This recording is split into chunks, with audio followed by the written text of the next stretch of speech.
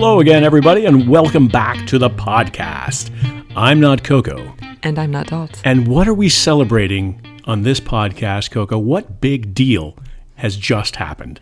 We're kind of a big deal. Yes. In case you didn't know, we celebrated just today 10,000 total downloads all time. As we said in our Twitter and Facebook posts commemorating the moment, that's a lot of downloads for one listener. Way to go, listener. Thanks for doing that. We appreciate you and all your support, listener. And thanks for traveling the world, actually, and downloading from various countries. We also appreciate that because that's hard to do, and that shows dedication. Maybe listener is like a KGB agent or something. Oh, maybe. Oh, maybe that's why all the crime stuff we do is popular. Oh, yeah. Because it's maybe listener is a killer. Oh, that'd be cool. Yeah, on the lam from the law and is listening to us for yucks. KGB agents tend to be down with the yucks. They like the yucks.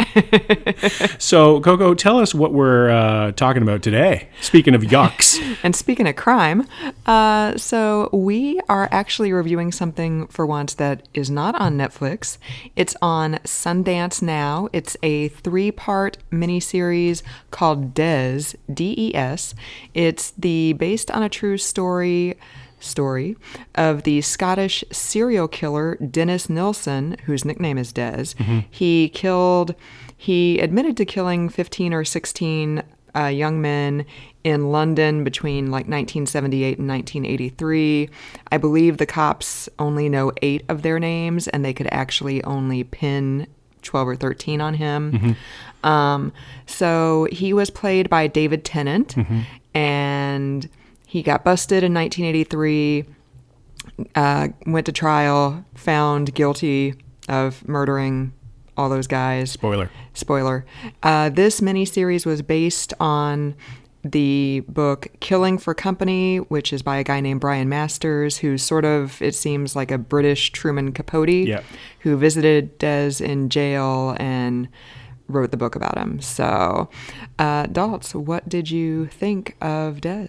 So just, I thought we were watching something about a designated driver, like a guy who goes to a bar and just drives his friends home. That's what I thought we were watching. You're like, wait a minute, where's Kiefer Sutherland? I thought this was Designated Survivor. Oh, look at you. Yeah. There are a lot of Des jokes there we could probably make. Kiefer really looks like David Tennant these days. that makeup that they do, or is that CGI? We're not sure. That's crazy. So the story picks up with David Tennant playing, as you mentioned, Coco, the killer, Nielsen. And the story starts in the first 5 minutes with him being arrested for these crimes. Like, it's almost right off the hop. Is it not, if I'm remembering correctly? Like, we don't have any setup. There's no guy walking to an apartment or they're having beers together and then they take him to the apartment. It's him getting arrested is essentially the main focus of the first part. And then we just go from there in terms of him admitting it, him giving details of the crimes. The police investigation. The detectives looking into it, the detectives trying to get confirmation of names and that sort of thing. So where I'm going with this is it's kind of a non-traditional true crime story, is that there are no flashbacks, there are no recreations of the murders or anything like that. You see some of the murder victims in pictures, but you don't actually meet them. You see some of the people, like in flashbacks, and you see some of the people who had crimes committed to them, like they were assaulted and that sort of thing, but you don't really have a sense of who these people are, who the victims were, which I thought was fascinating in that. So this being a British production, obviously, and on Sundance now, I was fascinated by the way that this was not obviously an American production. So this was the color was drab, the scenery was not fantastic. The costumes were very much of the period, which of the late 70s, early 80s, so they looked like they were of that time.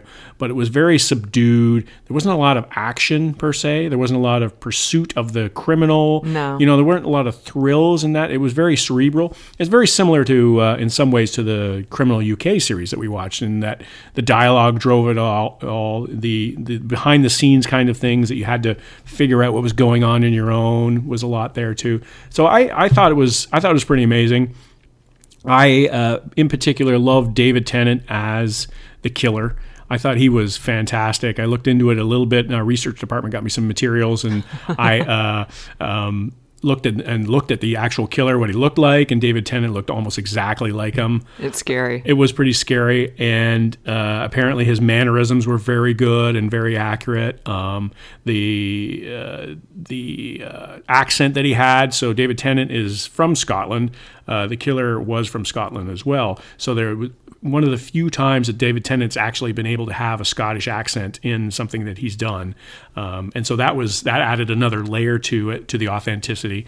I just thought it was really good. It was 3 parts, like Coco said, and I could have done with more of this. So this is one of those instances where wow, they leave you wanting more, but this is the way it's supposed to be, right? Dolph is not a fan of series. He's like, oh God, we don't need 6 or 8 or 10 parts. Let's just watch movies. And so this is surprising to hear him say that he would have taken more. And this is. And when I say that, I don't mean I wanted 12 parts. You know, like where I'm going with this is I liked it so much that I wish it had continued. Now, that doesn't mean that it needed to continue. I don't think there were any holes here. I don't think there were any plots that were not explored that they should have. We didn't need any flashbacks. We didn't need any treatment of who he was as a kid or anything like that. Like, I think it all would have added to the story, sure, but I think the way that they presented it was really good. Daniel Mays was the lead detective in it, and we had watched him in White Lines, which I thought was very good, and also many parts.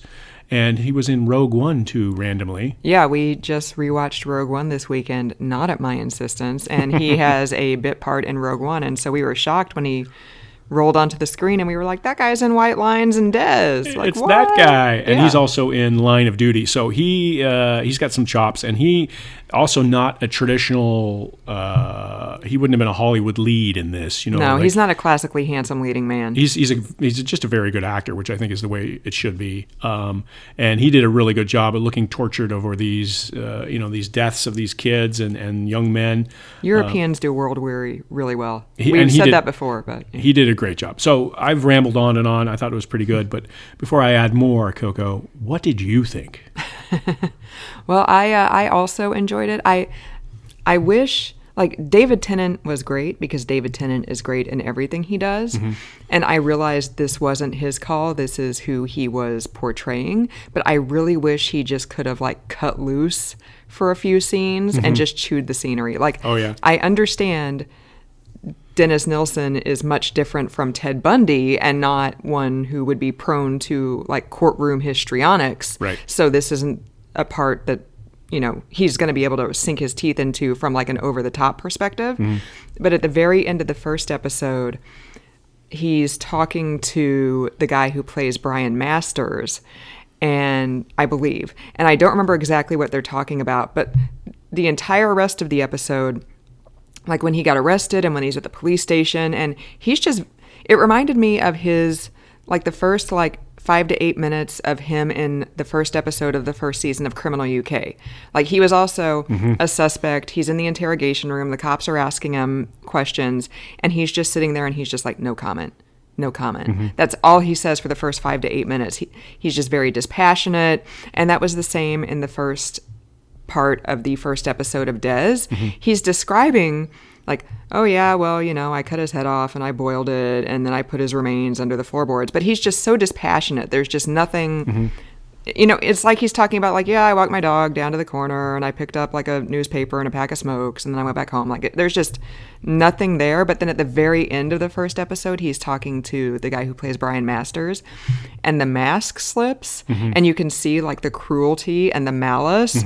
And I was just, like, enthralled. I was like, oh my God, I wish I could watch the next 2 episodes right now. This is amazing. But then for the next 2 episodes, he kind of went back to not completely dispassionate, because there were times when he would get kind of agitated a little bit, right. But there wasn't that mask slip moment where you could see the cruelty and the malice. And I was disappointed in that, but like I said, this is not a character who's prone to courtroom histrionics and tantrums and throwing things. Like, that's who this person was, so that's how this has to be played. Like, he's still kind of an enigma in, Well, I think this is almost like the perfect British serial killer. Like, this guy is so reserved and so quiet, and in some ways, he's holding everything back in the great British tradition. Don't express your emotions. Don't be forceful. Don't do Stiff this. upper lip. Yeah, stiff upper lip. Don't do anything in public that you don't want people to see, and all that sort of stuff. And I think it epitomized that. It was just fantastic. And we say this having not read Killing for Company, because I did look into trying to get it like on Amazon, like even just Kindle, and apparently it's not available anymore. Oh, really? Out of print. Yeah, so I would have been very interested in reading it just to get more background on. Although I will say, if you want to go to Wikipedia, I understand that Wikipedia is not, in many cases, completely accurate about a lot of things, but they do have a very kind of comprehensive entry on Dennis Nilsen. So if you're interested in learning more about like his background and his childhood and stuff, you can check out the wiki. But I thought it was very interesting the way they did that. I liked that about it, actually. That was part of the appeal to me, is that we didn't have the table being flipped, because it was the tension that you were going to have the table be flipped. It was like, when are we going to learn that this guy is completely out of his mind? And when are we going to learn how cruel he is? And as one of the reviews I read from the New York Times, I said this was more about the how more about the why than the how, which a lot of these things, it goes in and it shows the guy with the hacksaw and the arm bone and stuff like that. Whereas we didn't have any of that.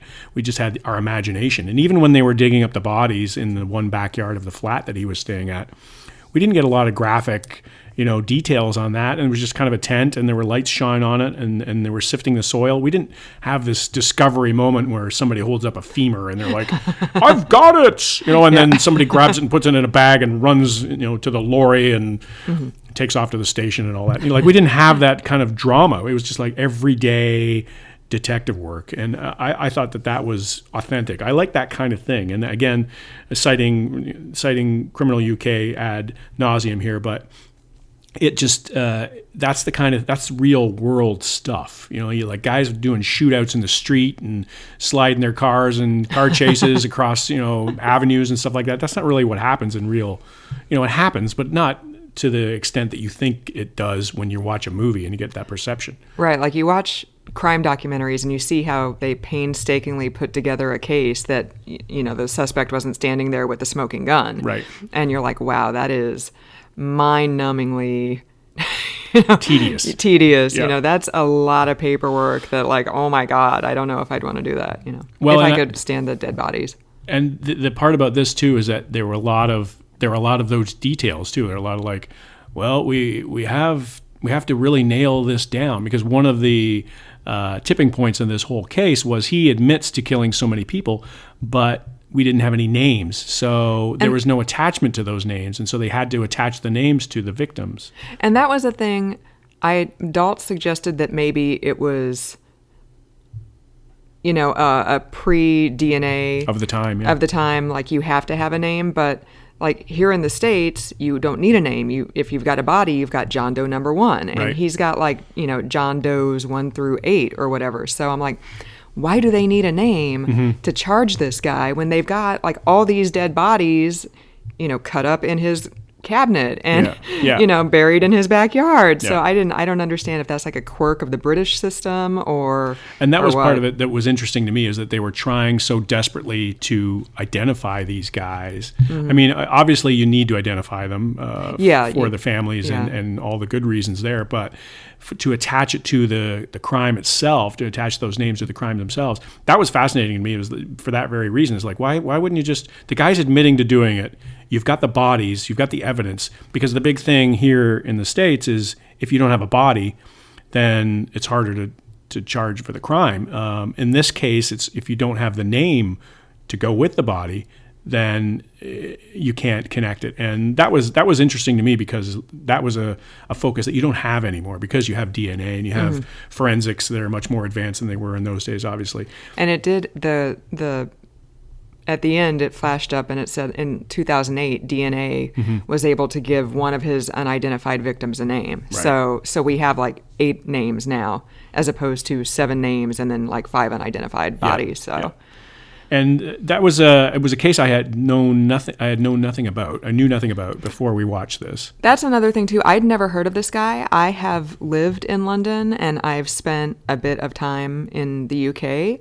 So I've heard of British serial killers, and not just Jack the Ripper, funny guy, but like the Moors murderers, and even like that kid who killed another kid in like 1997 in Manchester. Like, So I've heard of British killers before, but I've never heard anything about this guy. So I don't know. And there are British killers. And there are British killers. And he just died a few years ago, too.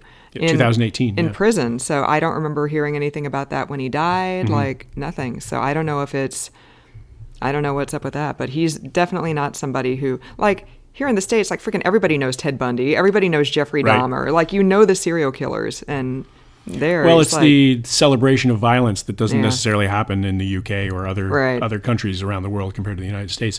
And that's funny because we watched the Ted Bundy movie with our buddy Zac Efron. Zac Efron. The other day. And it was very much we didn't do it intentionally, but it was very much a study on contrasts in that you've got the Ted Bundy, handsome guy, giving interviews all the time to the TV in those days.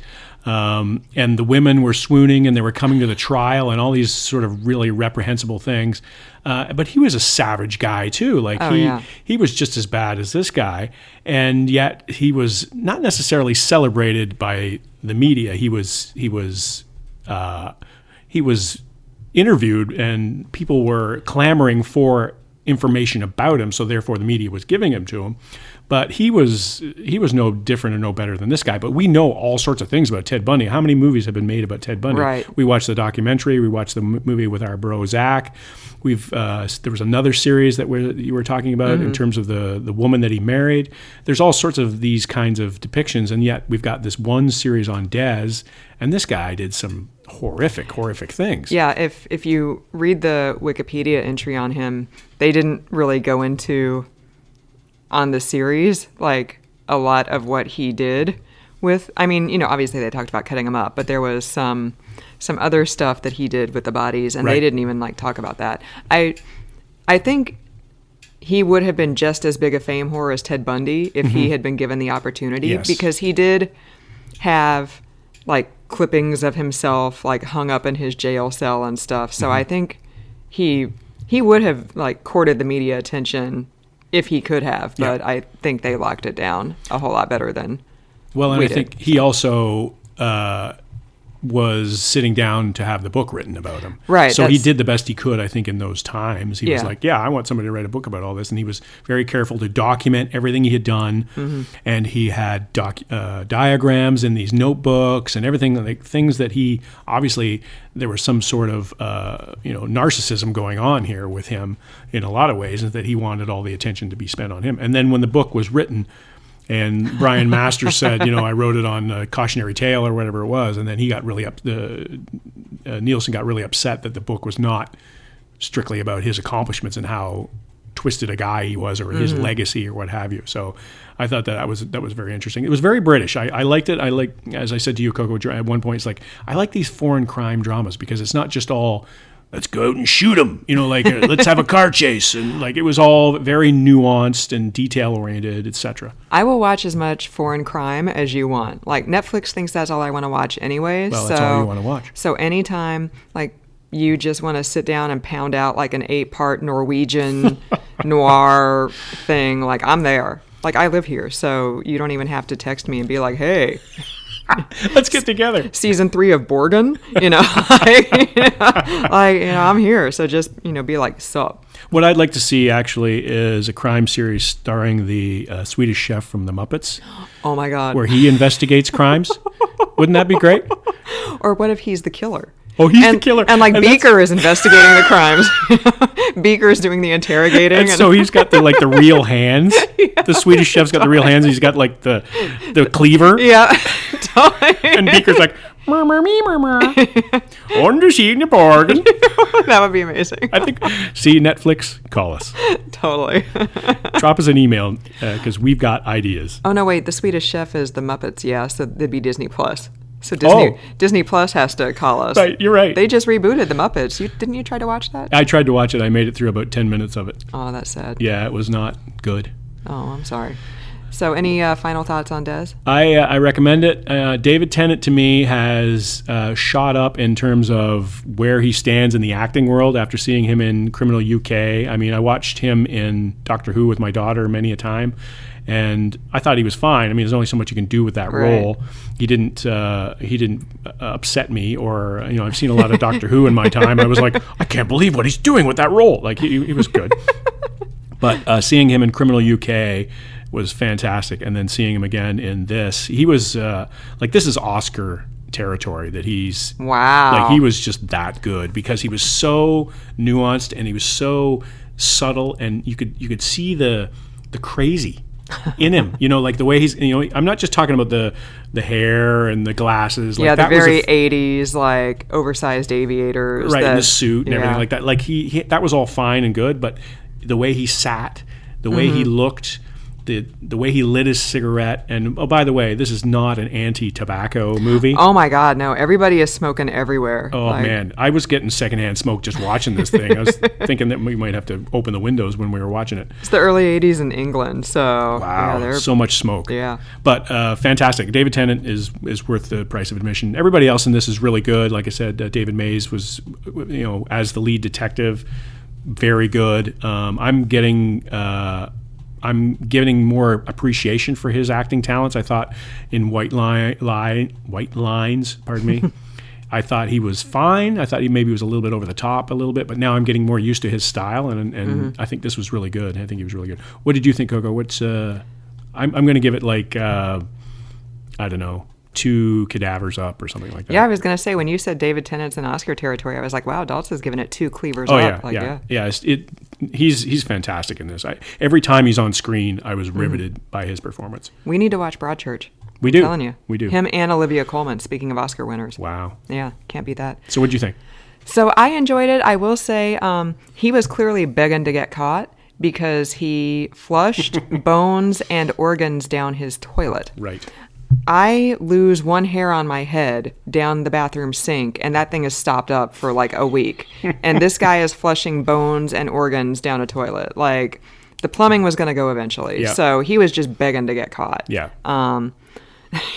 Another reason to think that, this guy was probably a fame whore, like dying to be a fame whore. But, narcissist.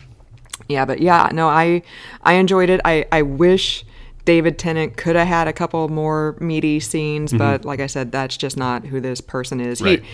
He did what he did with the character very, very well. I really enjoyed it. I will watch David Tennant in anything. I love him. He's fantastic. Daniel Mays? Daniel Mays, yeah. Daniel Mays? Yeah, he was... Did I say David Mays earlier? Is it David or is it Daniel? No, I just think it's Daniel. Oh, okay. Whoever he is. The Rogue One and White Lines Daniel guy. Mays, yeah. Daniel Mays. He was really, really good as well. He, there's this one... Like, you knew he was going to say it, but it still got you. Like, at the very end when he and Brian Masters are in Dez's apartment, and Brian Masters was just like, oh, I don't know how they're going to be able to rent this out because of the smell of all the bodies. And Daniel Mays was like, yeah, I don't smell it anymore. And, like, you knew he was going to say it, but when he said it, the way he said it, you were just like, oh, man, that is brutal. So, the entire cast was great. Yeah. The supporting cast was great. David Tennant was great. Whoever played Brian Masters was maybe a little bit on the hammy side for me initially, but I thought as the series went on, he kind of... Jason Watkins of The Crown. He eased into sort of like the weight of what it was he was doing. And it said at the very end that in real life, Brian Masters visited Dennis Nilsen in prison for like another 10 years. Yeah. And that was like the only guy who visited him. Like, Des didn't call a priest or anything. Right. Like, it was just his biographer. So, yeah, I'd give it like... in the B+ to A- range, like right on that line. So it sounds like I liked it more than you liked it. I liked it, but yeah, I mean, if you're giving it 2 cleavers up, then you liked it more than I did. Yeah, I mean, I think that a strong performance lifts all boats. And I thought that David Tennant's performance in this was just so good that he brought everybody else up. And like you said, Daniel Mays was great too. So I'm not underplaying his performance at all. But Barry Ward was good too. We should give him a call out. He was also in White Lines. Right. So yeah, but I think that the story, I love the fact that this was subtle. I love the fact that this was not a shoot 'em up. There wasn't gore, blood everywhere. It very easily could have been. And I like the fact that he didn't flip a table. And I like the caged rage of all this was what I liked about it. It's not Zac Efron as Ted Bundy, like shaking his finger in John Malkovich's face, like screaming about how he's been mistreated in prison, like and jumping out a window and stuff like that. Yeah. So I think we're good. All right, rock and roll. So if you want to add to our total of 10,000 downloads, please do. You can find us on Apple Podcasts, Spotify, Pandora, Stitcher, SoundCloud, Ghana if you're in India, TuneIn, Google Play, iHeartRadio, IMDb, and now Amazon Music. We are very excited. Please find us on any of those platforms. Rate and review us on Apple Podcasts so others can find us as well. If you would like to find us on social media, we're on Facebook and Twitter at Coco and Daltz. If you want to shoot us an email, let us know what you think of this episode, what you want to hear us review in the future. We are at cocoanddaltz@gmail.com. And finally, you can find us on the interwebs at cocoanddaltz.com for reviews of things that we don't talk about on the podcast. So thanks again, listener, for hitting us on the 10,000 downloads. What? We are a huge hit, and it's all because of you, so we appreciate that. So for another episode of the podcast, stay tuned for what we got coming up next. It's going to be big, I'm telling you. I'm not Coco. And I'm not Daltz.